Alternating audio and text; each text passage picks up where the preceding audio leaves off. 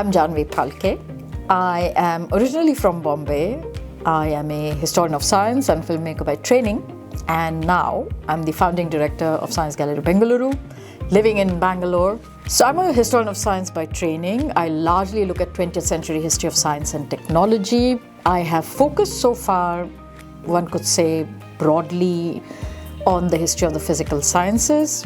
So beginnings of experimental nuclear physics, aeronautics, and more recently, statistics. What got me really drawn to the beginnings of experimental nuclear physics to begin with, or 20th century history of science, was coursework.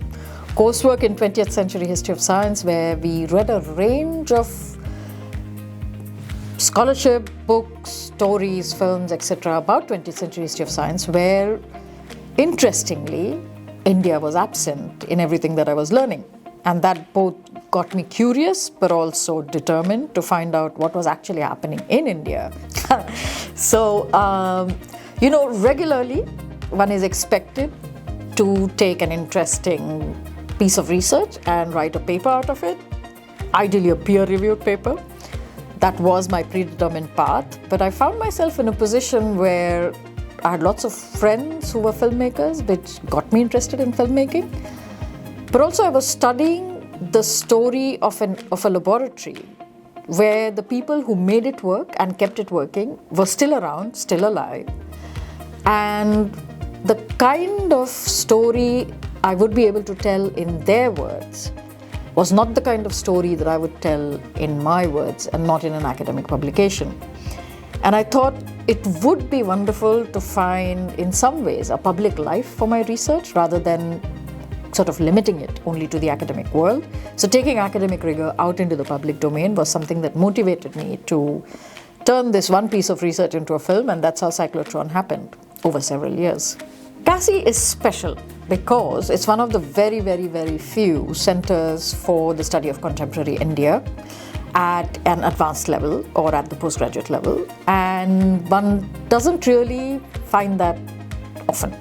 So I started my career, in fact, at the India Institute at King's College London, which was meant to be an institution of this kind. It does survive still, but there are a few places that one can actually do that. And as a historian, especially, to be able to do this recent history of India at a place where multidisciplinary perspectives on India are studied, are taken seriously, is a rare opportunity.